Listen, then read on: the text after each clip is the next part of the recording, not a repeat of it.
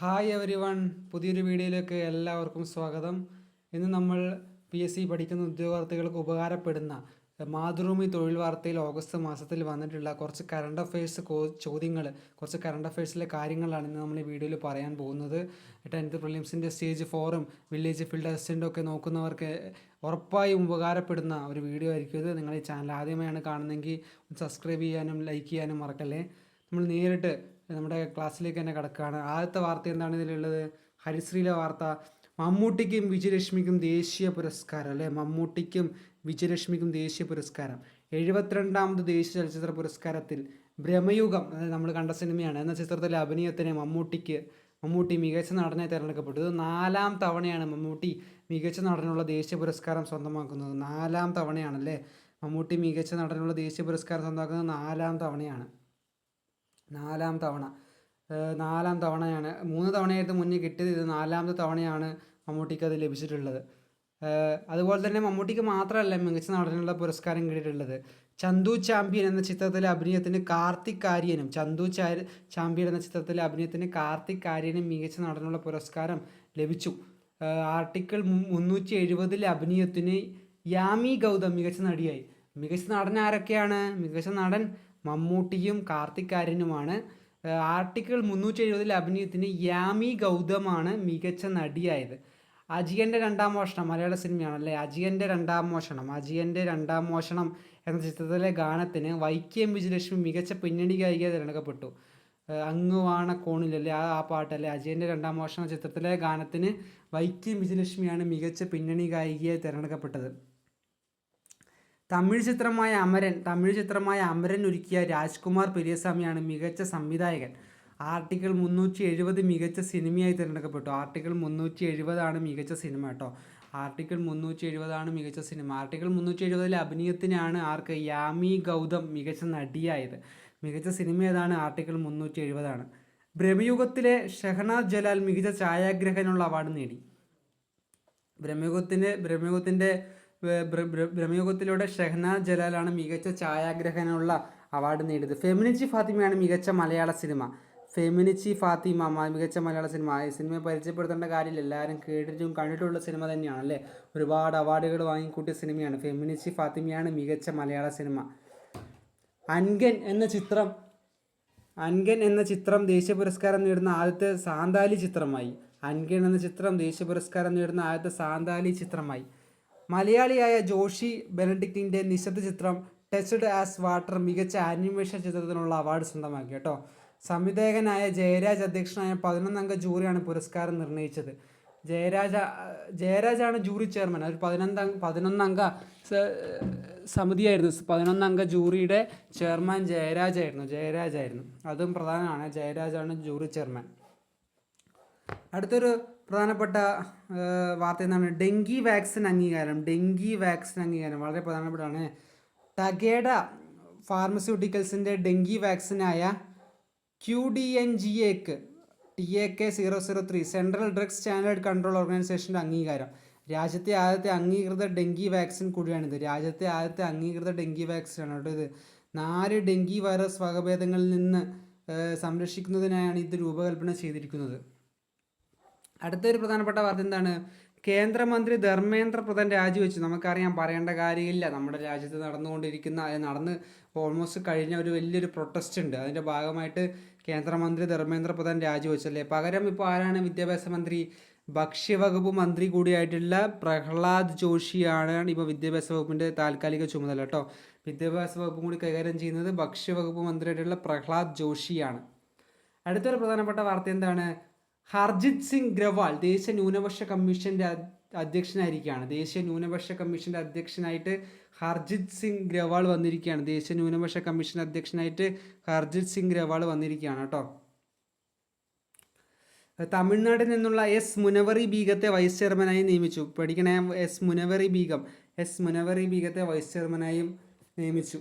ഇനി നമ്മൾ കുറച്ച് നമ്മളെ വിട്ടുപോയിട്ടുള്ള പ്രശസ്തരായ വ്യക്തികളെ കുറിച്ച് ജസ്റ്റ് ഒന്ന് പറയുകയാണ്. ആദ്യത്തെ ആൾ സാം നീലാണ്. ജുറാസിക് പാർക്ക് എന്ന വിഖ്യാത ചിത്രത്തിലൂടെ പ്രശസ്തനായ നടൻ സാം നീൽ 78 വയസ്സ് അന്തരിച്ചു കേട്ടോ. 1979 പുറത്തിറങ്ങിയ my brilliant carrier, 1989 dead cam എന്ന ചിത്രങ്ങളുടെ പ്രശസ്തനായി. 1993 പുറത്തിറങ്ങിയ ജുറാസിക് പാർക്കിലെ പുരാവസ്തു ശാസ്ത്രജ്ഞൻ്റെ വേഷം ലോകമെമ്പാടും ആരാധകരെ സൃഷ്ടിച്ചു. അടുത്ത ഒരാളാണ് പൂമണി, നമ്മുടെ വിട്ടുപോയ ഒരാളാണ് പൂമണി. നമ്മുടെ തമിഴ് എഴുത്തുകാരനും കേന്ദ്ര സാഹിത്യ അക്കാദമി അവാർഡ് ജേതാവുമായ പൂമണി 79 വയസ്സ് അന്തരിച്ചു. അഞ്ഞാടി എന്ന നോവലിനായിരുന്നു 2014 സാഹിത്യ അക്കാദമിയുടെ പുരസ്കാരം ലഭിച്ചത്. അഞ്ഞാടി. അടുത്തൊരു മഹത് വ്യക്തിത്വമാണ് TPM സാഹിർ. മുൻ MLA ആണ് TPM സാഹിർ കേട്ടോ. 83 വയസ്സാണ്. കോഴിക്കോട് സൗത്ത് മണ്ഡലത്തിൽ നിന്നുള്ള 2001 മുസ്ലിം ലീഗ് പ്രതിനിധിയായി നിയമസഭയിലെത്തി കേട്ടോ. മുസ്ലിം ലീഗ് പ്രതിനിധിയായി നിയമസഭയിലെത്തി. അടുത്ത നമ്മുടെ ഒരു പ്രധാനപ്പെട്ട വാർത്ത എന്താണ്? രാജ്യത്തെ ആദ്യ സ്വകാര്യ ഓർബിറ്റൽ റോക്കറ്റ് വിക്ഷേപിച്ചു. വളരെ പ്രധാനപ്പെട്ടതാണ്. രാജ്യത്തെ ആദ്യത്തെ സ്വകാര്യ ഓർബിറ്റൽ റോക്കറ്റ് വിക്ഷേപിച്ചു. ഞാനത് വായിക്കാം. രാജ്യത്തെ ആദ്യ സ്വകാര്യ ഓർബിറ്റൽ റോക്കറ്റായ വിക്രം-1 വിക്ഷേപണം വിജയം. ആദ്യത്തെ സ്വകാര്യ ഓർബിറ്റൽ റോക്കറ്റാണ് വിക്രം-1. അതിൻ്റെ വിക്ഷേപണം വിജയമാണ് കേട്ടോ. ശ്രീഹരിക്കോട്ടയിലെ സതീഷ് ധവാൻ സ്പേസ് സെൻറ്ററിൽ നിന്നാണ് വിക്ഷേപണം. ഹൈദരാബാദ് ആസ്ഥാനമായ സ്കൈ റൂട്ട് എയറോസ്പേസ് സ്റ്റാർട്ടപ്പ് കമ്പനിയാണ് റോക്കറ്റ് നിർമ്മിച്ചതാരാണ്? ഹൈദരാബാദ് ആസ്ഥാനമായ സ്കൈ റൂട്ട് എയറോസ്പേസ് സ്റ്റാർട്ടപ്പ് കമ്പനിയാണ്. മിഷൻ ആഗമൻ എന്നാണ് ദൗത്യത്തിൻ്റെ പേര്. ഈ ദൗത്യത്തിൻ്റെ പേരെന്താണ്? മിഷൻ ആഗമൻ. 24 മീറ്ററാണ് റോക്കറ്റിൻ്റെ ഉയരം. എത്ര മീറ്ററാണ്? 24 മീറ്ററാണ്. പൂർണ്ണമായും കാർബൺ കോമ്പോസിറ്റ് വസ്തുക്കൾ ഉപയോഗിച്ചാണ് നിർമ്മാണം. ഇത് നിർമ്മിച്ചിരിക്കുന്നത് എന്തുകൊണ്ടാണ്? കാർബൺ കോമ്പോസിറ്റ് വസ്തുക്കൾ ഉപയോഗിച്ചാണ് കേട്ടോ. ലിക്വിഡ് എഞ്ചിനുകൾ പൂർണ്ണമായും 3D പ്രിൻറ്റിംഗ് സാങ്കേതിക വിദ്യയിലാണ് നിർമ്മിച്ചത്.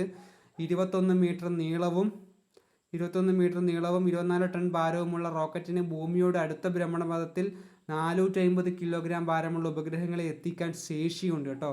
ആദ്യ യാത്രയിൽ ഉപഗ്രഹങ്ങൾ ഉണ്ടായിരുന്നില്ല, മറിച്ച് 4 പെലോഡുകളാണ് ബഹിരാകാശത്ത് എത്തിച്ചത്.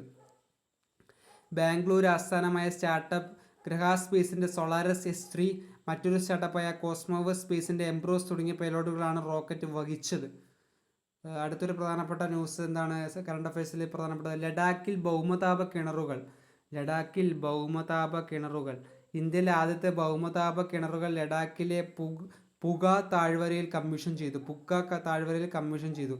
സമുദ്രനിരപ്പിൽ നിന്ന് ഏകദേശം 4250 മീറ്റർ ഉയരത്തിൽ സ്ഥിതി ചെയ്യുന്ന ഈ കിണറുകൾ രാജ്യത്തെ ആദ്യത്തെ ഒരു megawatt pilot geothermal power പ്രൊജക്റ്റിൻ്റെ ഭാഗമായാണ് നിർമ്മിച്ചിരിക്കുന്നത്.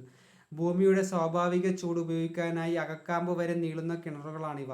ലോകത്തിലെ ഏറ്റവും വെല്ലുവിളി നിറഞ്ഞ പ്രവർത്തന പരിതസ്ഥിതികളിൽ ഒന്നിലാണ് ഈ പദ്ധതി നടപ്പാക്കുക. കഠിനമായ കാലാവസ്ഥ, ദുർഘടമായ ഭൂപ്രദേശം തുടങ്ങിയ വെല്ലുവിളികളെ അതിജീവിച്ച് ആദ്യത്തെ കിണർ മെയ് മാസത്തിലും രണ്ടാമത്തെ ജൂണിലും പൂർത്തിയാക്കി.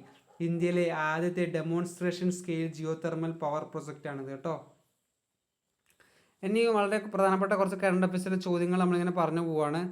ആദ്യത്തെ ചോദ്യം, കേരള ക്രിക്കറ്റ് ലീഗിലെ ബ്ലൂ ടൈഗേഴ്സ് ടീമിൻ്റെ സഹ ഉടമയായ വെസ്റ്റ് ഇൻഡീസ് ക്രിക്കറ്റ് താരം. വളരെ പ്രധാനപ്പെട്ടതാണ്. ഒരു വെസ്റ്റ് ഇൻഡീസ് ലെജൻഡ് നമ്മുടെ കേരള ക്രിക്കറ്റ് ലീഗിലെ ഒരു ടീമിൻ്റെ സഹ ഉടമയായിട്ടിരിക്കുകയാണ്. ബ്ലൂ ടൈഗേഴ്സ് ടീമിൻ്റെ സഹ ഉടമ ആരാണ്? ക്രിസ്റ്റഫർ ഗെയിൽ അല്ലേ? ക്രിസ് ഗെയിലാണ് ആയിരിക്കുന്നത്.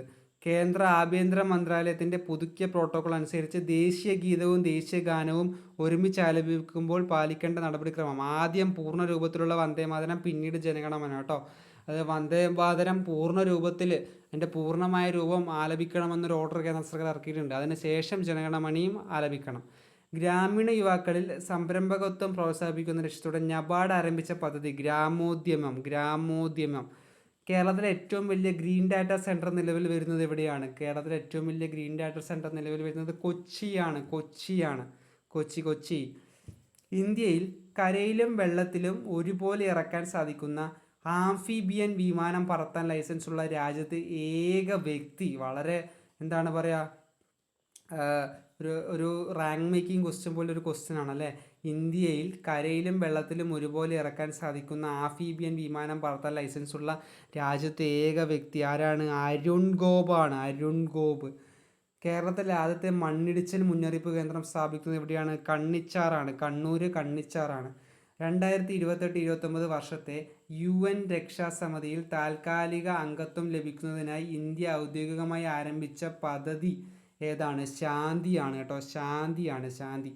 അടുത്തിടെ ഭൗമസൂചിക പദവി ലഭിച്ച ഉജ്ജീകരം, പെരുംജീരകം എന്നിവ ഏത് സംസ്ഥാനത്തു നിന്നുള്ളതാണ്? ഏതാണ്? ഗുജറാത്താണ്. രാജ്യത്തെ ആദ്യ ഹൈഡ്രജൻ ട്രെയിൻ സർവീസ് നടത്തുന്നത് ഹരിയാനയിലെ ജിന്ദ് സോനിപത്ത് റൂട്ടിലാണ് കേട്ടോ.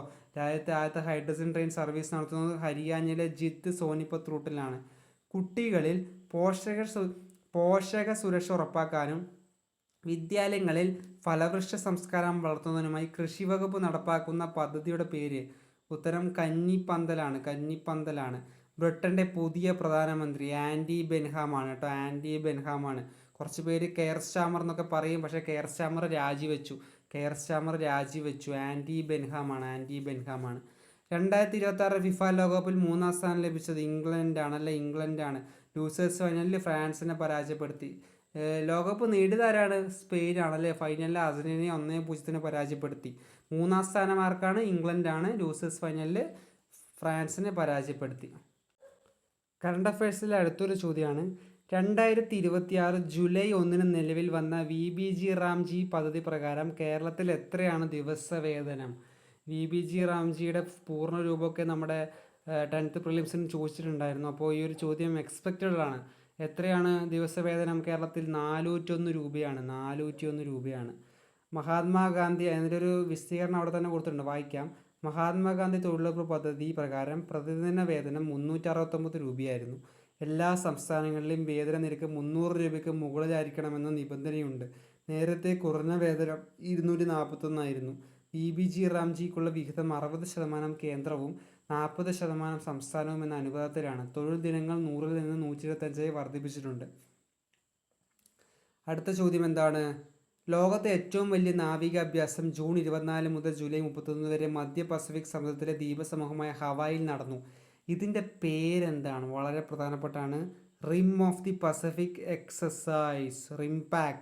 റിം ഓഫ് ദി പസഫിക് എക്സസൈസ് ആണ്. 2 വർഷത്തിലൊരിക്കൽ US നാവികസേനയുടെ പസഫിക് ഫ്ലീറ്റിൻ്റെ നേതൃത്വത്തിൽ നടക്കുന്ന പരിശീലനത്തിൽ ഇന്ത്യ ഉൾപ്പെടെ 30 രാജ്യങ്ങൾ പങ്കെടുത്തു. 1971 ആരംഭിച്ച നാവികാഭ്യാസത്തിൻ്റെ 30-ാം പതിപ്പാണ് 2026 നടന്നത്. പാർട്ട്നേഴ്സ് ഇൻ്റഗ്രേറ്റഡ് ആൻഡ് പ്രിപ്പയർഡ് എന്നതായിരുന്നു ഈ വർഷത്തെ പ്രമേയം. USAയുടെ 50-ാമത്തെ സംസ്ഥാനമാണ് ഹവായി. അടുത്ത ചോദ്യം. ഭൗതിക ശാസ്ത്രത്തിനുള്ള വുൾഫ് സമ്മാനം നേടിയ ആദ്യ ഇന്ത്യൻ വംശജനാരാണ്? ഉത്തരം ജൈനേന്ദ്ര കെ ജെയിനാണ്. രാജസ്ഥാനിൽ ജനിച്ച ജെയിൻ ഇപ്പോൾ USലെ പെൻസിൽവേനിയ സ്റ്റേറ്റ് യൂണിവേഴ്സിറ്റിയിലെ പ്രൊഫസറാണ്. അദ്ദേഹത്തിൻ്റെ ഫോട്ടോ ആണിത് കേട്ടോ. ജൈനേന്ദ്ര കെ ജെയിൻ കേട്ടോ. അദ്ദേഹം ഇപ്പോൾ രാജസ്ഥാനിൽ ജനിച്ച ജെയിൻ ഇപ്പോൾ USAയിലെ പെൻസിൽവേനിയ സ്റ്റേറ്റ് യൂണിവേഴ്സിറ്റിയിലെ പ്രൊഫസറാണ്. 1975 ഇസ്രയേൽ സ്ഥാപിതമായ വുൾഫ് ഫൗണ്ടേഷനിൽ 1978 മുതൽ ഈ സമ്മാനം നൽകി വരുന്നത്. ജെറുസലേമിൽ നടന്ന ചടങ്ങിൽ ഇസ്രയേൽ പ്രസിഡന്റ് ഐസക് ഹെർസോഗ് പുരസ്കാരം സമ്മാനിച്ചു. $1,00,000 സമ്മാനത്തുക. അടുത്ത ചോദ്യം. സംസ്ഥാനത്തെ പോലീസ് സ്റ്റേഷൻ വളപ്പുകളിലും സമീപത്തും ഉപയോഗശൂന്യമായി കിടക്കുന്ന വാഹനങ്ങൾ നീക്കം ചെയ്യാനുള്ള പദ്ധതി സ്പേസ് ആണ്. Scrap processing for area cleanup and enhancement. Scrap process for area cleanup and enhancement ആണ്. Kerala police housing and construction corporation ലിമിറ്റഡിൻ്റെ നേതൃത്വത്തിൽ കേന്ദ്ര പൊതുമേഖലാ സ്ഥാപനമായ സിറോയുടെ സഹകരണത്തോടെയാണ് റീക്ലെയിം, റിന്യൂ, റീവൈവ് എന്ന ടാഗ്ലൈനിലുള്ള പദ്ധതി നടപ്പാക്കുന്നത്. അടുത്ത ചോദ്യമാണ്. ഛത്തീസ്ഗഡിൻ്റെ പരമ്പരാഗത കലാരൂപമായ പാണ്ഡവാനിയെ രാജ്യാന്തര തലത്തിൽ ശ്രദ്ധേയമാക്കിയ നാടോടി ഗായിക അന്തരിച്ചു. പേരെന്താണ്? ചോദിക്കാൻ സാധ്യതയുണ്ട്. തിഞ്ചൻ ബായ്. അതായത് മഹാഭാരത കഥകളെ പാട്ടിൻ്റെ, അഭിനയത്തിൻ്റെയും സംഗീതോപകരണങ്ങളുടെയും സഹായത്തോടെ അവതരിപ്പിക്കുന്ന കലാരൂപമാണ് പാണ്ഡവാനി. പത്മവിഭൂഷൺ ജേതാവാണ്. 70 വയസ്സായിരുന്നു നമ്മുടെ തീജൻ ബായിക്ക്. അടുത്ത ചോദ്യം. ഇന്തോനേഷ്യൻ സന്ദർശനത്തിനിടെ പ്രധാനമന്ത്രി നരേന്ദ്രമോദിക്ക് ആ രാജ്യത്തെ പരമോന്നത ബഹുമതി പ്രസിഡന്റ് പ്രബുവോ സുബിയാത്തോ സമ്മാനിച്ചു. ബഹുമതിയുടെ പേര് ബിൻ താഹ് ആദി പൂർണ്ണയാണ് കേട്ടോ. ഈ ബഹുമതി നേടുന്ന 2ാമത്തെ ഇന്ത്യൻ പ്രധാനമന്ത്രിയാണ് നമ്മുടെ നരേന്ദ്രമോദി. ഇന്തോനേഷ്യയുടെ 50-ാം സ്വാതന്ത്ര്യ വാർഷികത്തിൻ്റെ ഭാഗമായി 1995 ജവഹർലാൽ നെഹ്റുവിന് മരണാനന്തര ബഹുമതി ഈ പുരസ്കാരം നൽകിയിട്ടുണ്ട്. ഡച്ച് ആധിപത്യത്തിനെതിരെയുള്ള ഇന്തോനേഷ്യൻ സ്വാതന്ത്ര്യ സമര കാലത്ത് പ്രധാനമന്ത്രി സുദാൻ ഷാർ, വൈസ് പ്രസിഡന്റ് മുഹമ്മദ് ഖട്ട എന്നിവരെ സാഹസികമായി തൻ്റെ ഡെഗോഡ വിമാനം സ്വയം പറത്തി 1947 ജൂലൈ 24 സുരക്ഷിതമായി ഇന്ത്യയിലെത്തിച്ച ഭാരതീയനാണ് ബിജു പട്നായിക് കേട്ടോ. ബിജു പട്നായിക്. ഇദ്ദേഹം പിന്നീട് 2 പ്രാവശ്യം ഒഡീഷ മുഖ്യമന്ത്രിയായും കേന്ദ്രമന്ത്രിയുമായി ഭൂമിപുത്ര, ബിൻതാങ് ജാ സിംതമ എന്നീ ബഹുമതി നൽകി ഇന്തോനേഷ്യ അദ്ദേഹത്തെ ആദരിച്ചിരുന്നു. രാജ്യത്തിൻ്റെ വിവിധ ഭാഗങ്ങളിൽ ചെലവ് കുറഞ്ഞ തൂക്കുപാലങ്ങൾ നിർമ്മിച്ച ഇന്ത്യയുടെ ബ്രിഡ്ജ് മാൻ അടുത്തിടെ അന്തരിച്ചു. പേര് ഗിരീഷ് ഭരദ്വാജ്. ഗിരീഷ് ഭരദ്വാജ്. കേരളത്തിൽ ഉൾപ്പെടെ 140-ലേറെ തൂക്കുപാലങ്ങൾ നിർമ്മിച്ചിട്ടുണ്ട്. 76 വയസ്സായിരുന്നു കേട്ടോ. 76 വയസ്സായിരുന്നു.